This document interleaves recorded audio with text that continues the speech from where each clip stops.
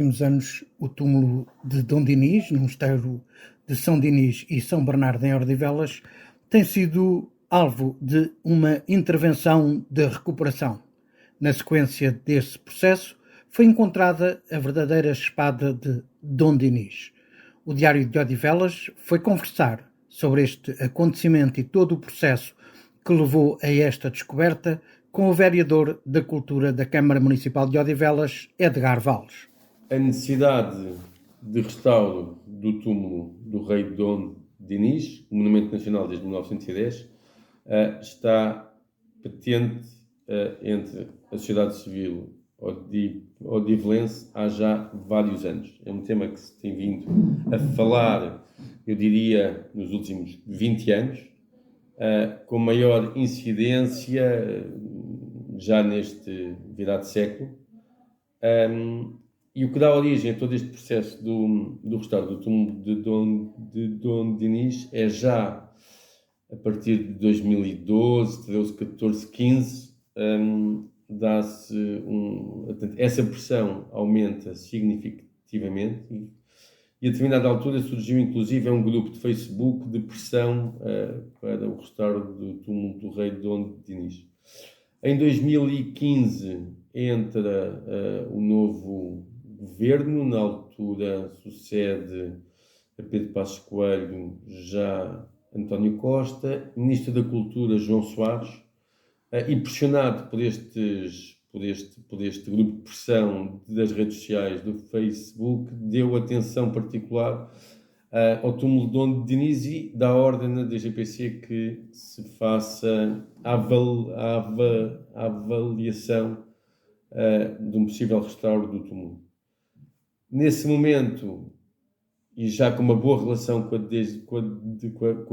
a DGPC, que não existia, mas que foi construída sobretudo graças à recuperação do Memorial do São parênteses, Direção-Geral do Património Cultural para localizar as pessoas. DGPC, Direção-Geral do Património Cultural, que tem orientação técnica sobre tudo o que se pode ou não fazer em património classificado.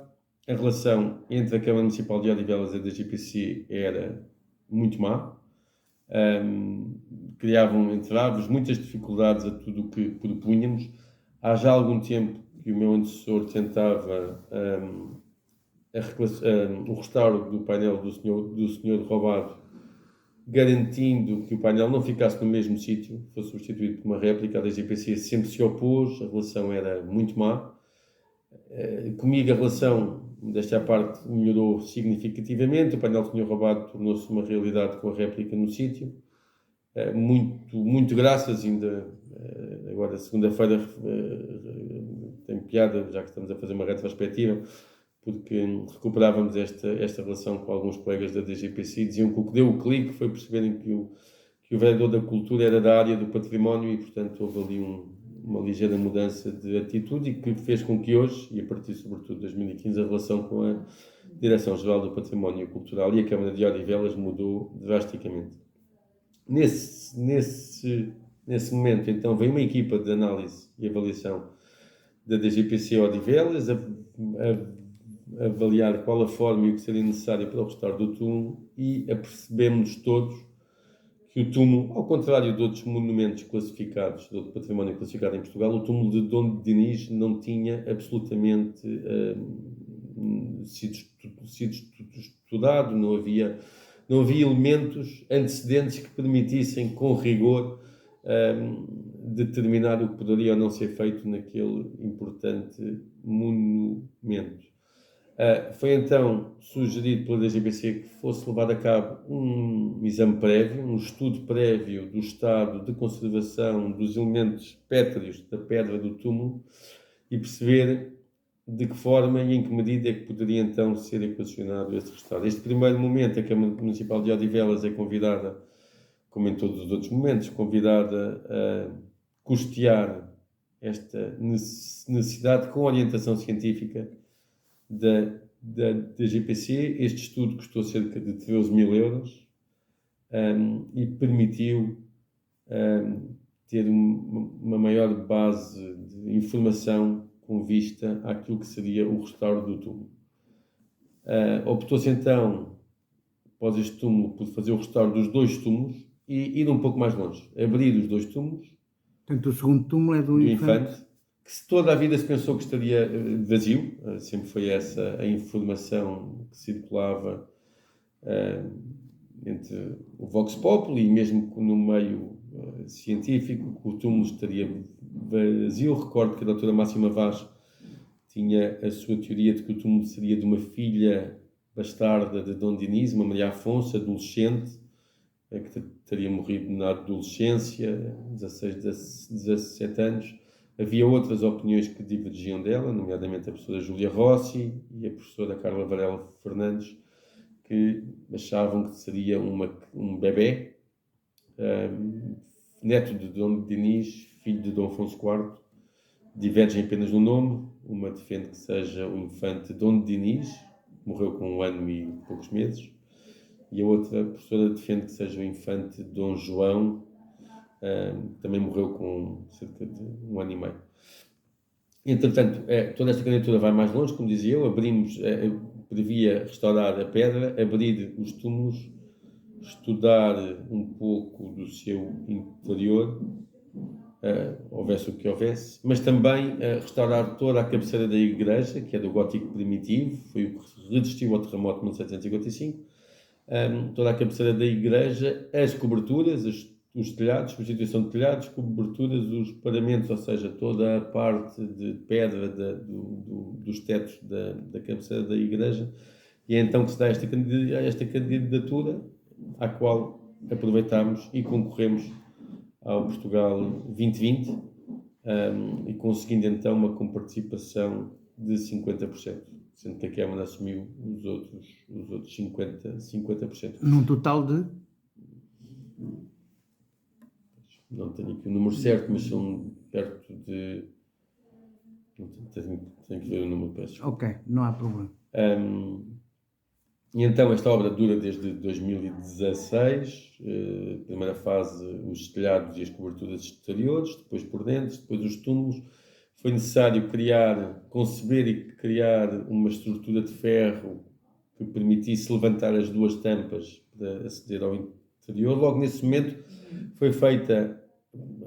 detectou-se uma pequena abertura na estátua jacente de Dom Dinis, junto aos pés da estátua jacente, um pequeno buraco, uma fissura, que permitiu introduzir uma endoscopia, vulgo endoscopia, portanto, que permitiu filmar o interior da arca e perceber se existia ou não alguma coisa dentro. E logo aí percebeu-se que sim, que existia, que o rei estava no seu interior. Isto porque falava-se muito dos franceses, que nas invasões francesas teriam destruído o túmulo e, portanto, também havia essa dúvida se estaria ou não ocupado o interior do túmulo. Percebe-se que sim, na endoscopia não é muito digno aquilo que se encontra. Encontrou-se folhas secas, percebia-se que havia folhas de jornal, a zona dos pés estaria remexida e, portanto, toma-se a decisão, que ainda estava meio indefinido, de abrir mesmo o túmulo de Dom Dinis e perceber o que estava no seu interior. Recordo que é a primeira vez que se abriu um túmulo de um rei de Portugal, isto lá fora, Portugal,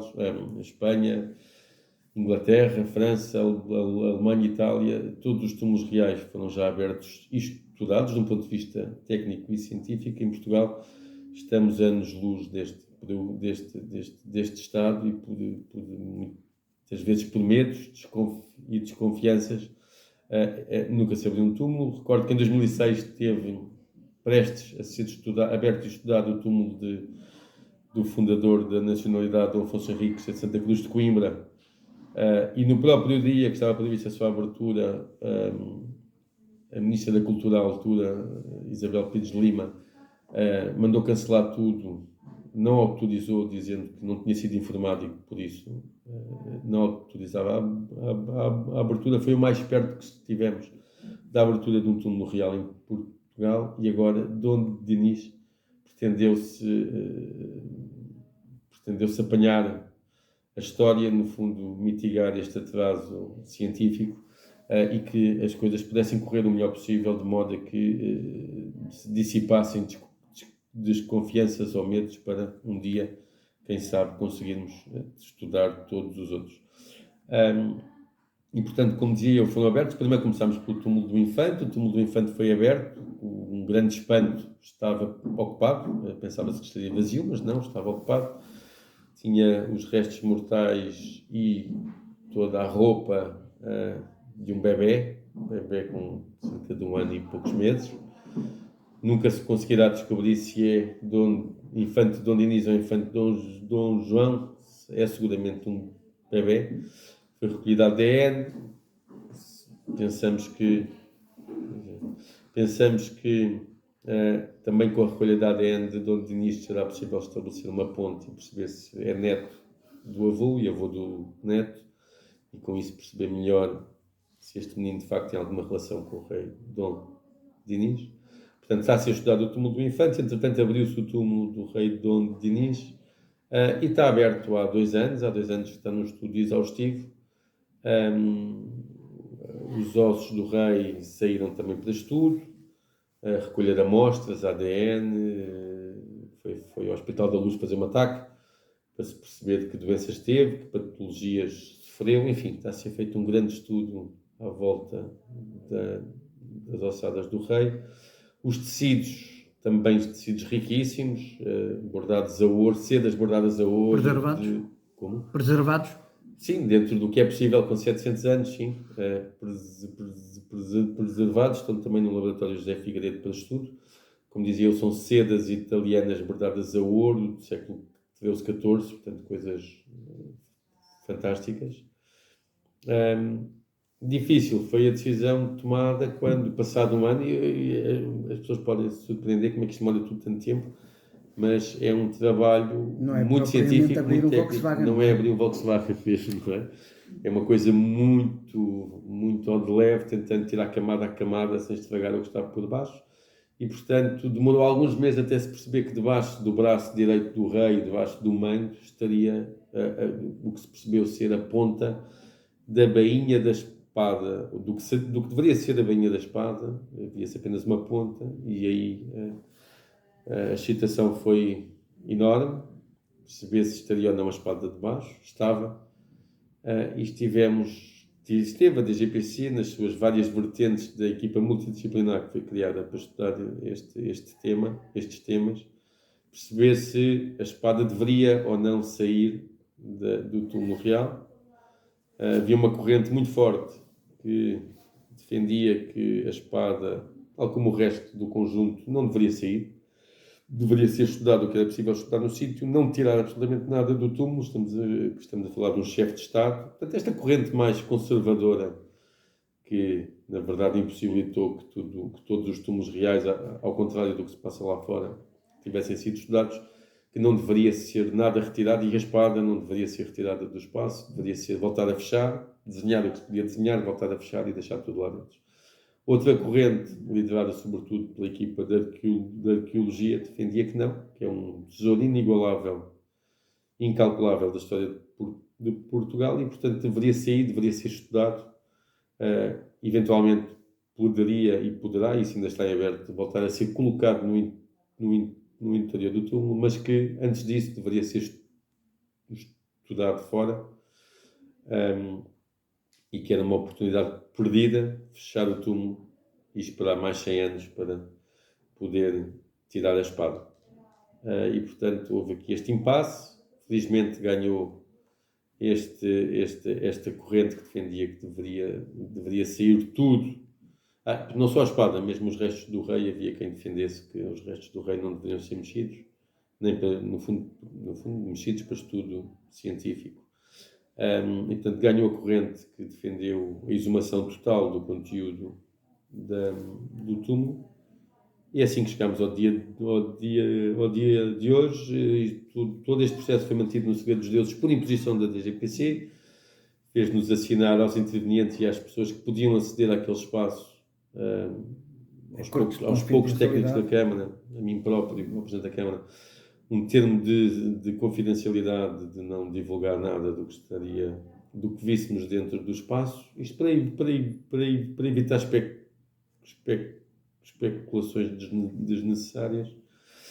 E, portanto, ressalvo isto, foi um processo muito bem conduzido do princípio ao fim, tirando alguns meses de impasse, mas que felizmente ganhou ganhou a ponderação e a sensibilidade científica e foi decidido a exumação total. A Câmara aqui foi um mero espectador ou foi parte interveniente do processo? A Câmara foi parte interveniente desde a primeira hora, com a reivindicação também da necessidade urgente de restauro e estudo do túmulo.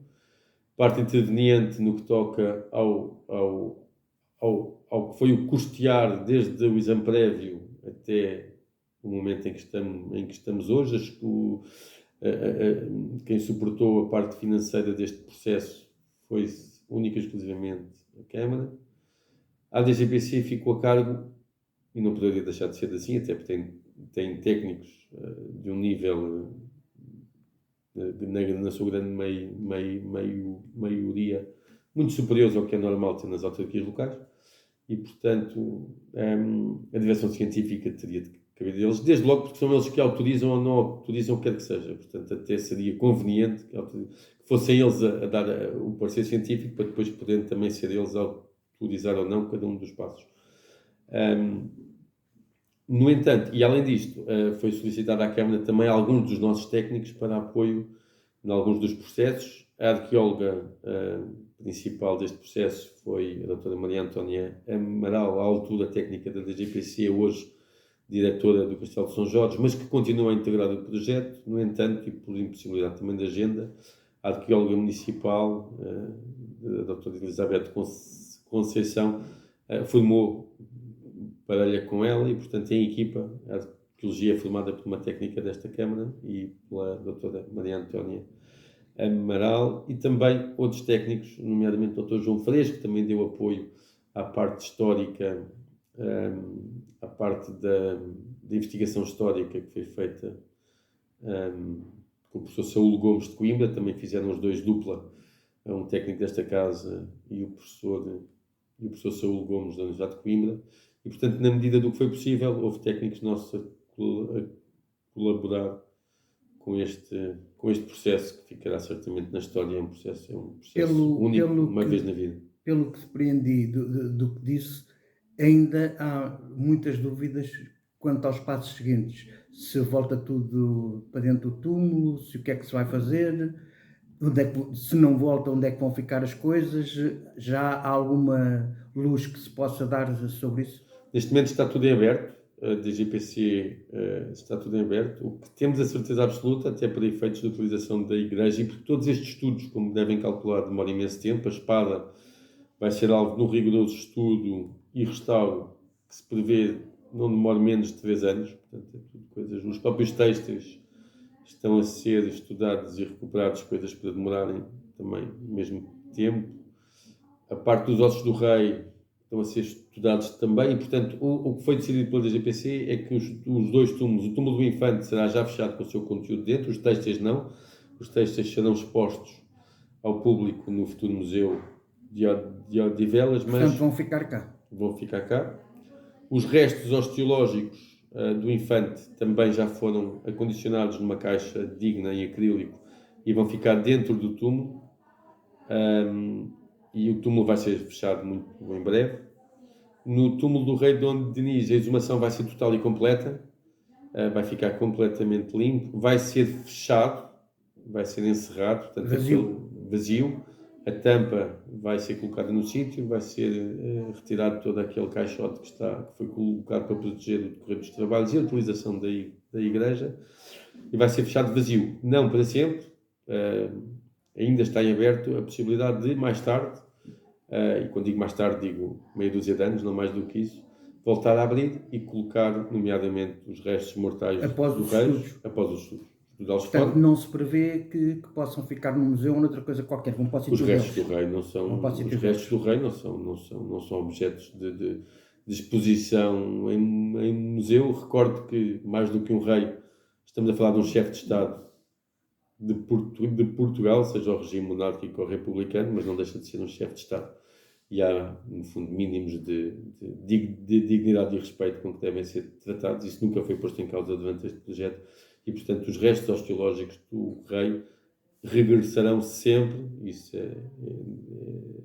não há qualquer dúvida sobre isso, para dentro do túmulo, onde, aliás, ele quis, é vontade dele, ser sepultado naquele túmulo, em Odivelas, dentro desta igreja. Só a localização não seria aquela, seria no centro da igreja, e hoje está naquela capela lateral, mas está fora de questão. Portanto, o túmulo, os restos arqueológicos, os restos mortais do sexto rei de Portugal descansarão, como até aqui, dentro do túmulo. Todo o resto do conteúdo está ainda em aberto. O que é que poderá acontecer, sendo que os têxteis, quase certeza que os têxteis ficarão em exposição também em Odivelas, temos já essa garantia. A única dúvida é mesmo a espada. A espada é um tesouro inigualável. Recordo, é a única espada que se tem memória do século XIV em todo o mundo, que se tem a certeza absoluta que é uma espada deste período histórico, sem margem para dúvidas. Todas as outras, por exemplo, um dos exemplos que tem sido dado é a espada do Duque de Borgonha, em França, em que cada duque, cada conde-duque de Borgonha acrescenta algo mais à espada que recebe de seu pai, põe mais uma pedra preciosa aqui, mais uma risca do lado, mais um enfeite, e portanto a espada foi sendo modificada ao longo de geração em geração. As outras espadas que existem, desde logo Carlos Magno, há muitas dúvidas se a espada de Carlos Magno é uma verdadeira espada do século XIII ou se foi modificada ao longo do tempo. Neste caso, ela esteve no mesmo sítio, no local da inumação, é descoberta in situ, e, portanto, não há margem para dúvidas que não deve ter sido, que não foi mexida durante estes 7 séculos. Portanto, é o único caso de uma espada medieval do século XII que não foi mexida, está fiel ao original. Isto, do ponto de vista científico, está a levantar imensa curiosidade. Já estamos a ser falados. Ontem víamos lá fora, em grupos de armamento medieval em Inglaterra, já se falava da espada do rei Dom Dinis. A certeza que temos é que nas próximas semanas vai ser no Diário da República a classificação como tesouro nacional da espada do rei Dom Dinis. Desejamos muito e vamos fazer toda a força para que isso aconteça e que a espada volte a Odivelas, não para dentro do túmulo, porque isso era um desperdício enorme, mas que possa ficar patente ao público no nosso futuro museu. É isso que temos manifestado à tutela, mas temos consciência que vai ser uma guerra difícil, mas estamos dispostos a travá-la. O que temos já autorização é para, no laboratório José Figueiredo, onde a espada estará em restauro, podermos fazer uma réplica o mais fiel possível, portanto uma verdadeira réplica, não é uma imitação, é uma réplica da espada, para salvaguarda do que quer que seja, mas não desistindo de que a espada volte ao local onde se esteve nestes 7 séculos, que é Odivelas. Para além da importância nacional que este achado tem, Odivelas ganha com isto. Odivelas está nas bocas do mundo, já se fala de Odivelas em Inglaterra, portanto, em fóruns de armamento militar medieval em Inglaterra, como vimos ontem, falar de Odivelas é algo magnífico. Recordo que há muito que tínhamos este orgulho, somos um dos 6 municípios de Portugal com panteão real. Não existem muitos, de facto. Coimbra, Batalha, Alcobaça, Odivelas, Lisboa e Santarém. Portanto, são apenas 6 municípios onde existe um panteão real. E, portanto, há muito que tínhamos este orgulho. A população de Odivelas orgulha-se de ter o rei Dom Dinis aqui sepultado.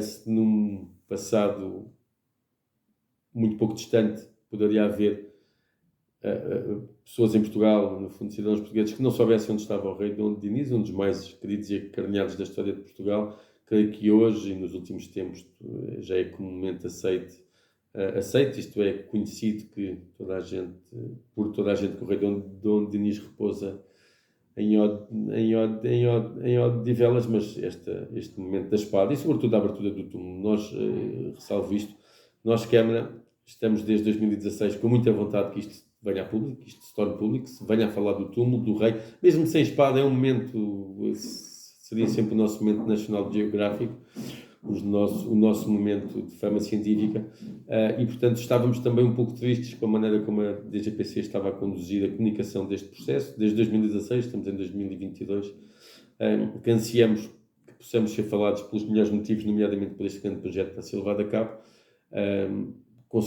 Conseguiu a DGPC, porque era a sua vontade, manter este projeto no segredo dos deuses. Hoje fala-se dele e, portanto, estamos muito contentes no fundo, desta divulgação e comunicação a nível nacional e internacional.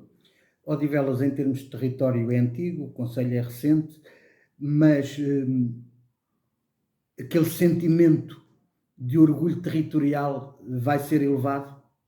Eu creio que sim, eu creio que esse orgulho, sobretudo em torno do Mosteiro de Odivelas, tem vindo a aumentar nos últimos anos, desde logo porque as escolas do nosso concelho, em contexto curricular, o mosteiro entrou no que é a história local e, portanto, os meninos conhecem o mosteiro, os meninos visitam os mosteiros, os meninos vão ver o túmulo, coisa que as pessoas da minha geração não tiveram essa oportunidade, e para quem o mosteiro era um buraco negro e não conheciam. Eu recordo, eu nasci em 1978, fiz todo o meu percurso escolar até à universidade no concelho de Odivelas. Eu nunca tinha entrado dentro de um mosteiro, não por falta de vontade.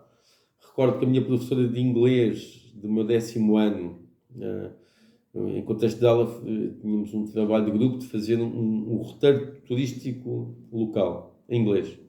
E, nesse sentido, a professora solicitou uma visita, a professora de inglês solicitou uma visita ao mosteiro, na altura ao Instituto de Odivelas, que foi recusada. Portanto, não havia possibilidade dos jovens, das crianças do concelho visitarem o mosteiro, e, portanto, esse sentimento que fala... Era de Odivelas, mas não era nosso. Mas não era nosso, exatamente. E, portanto, esse sentimento que fala de orgulho na história do concelho e no nosso património não existia. Sabia-se que havia ali talvez um rei, uma igreja. Está a ser cimentado agora. Está a ser cimentado agora, e graças a esta questão do mosteiro está a ser também tratado em contexto de aula dentro do que é a história local.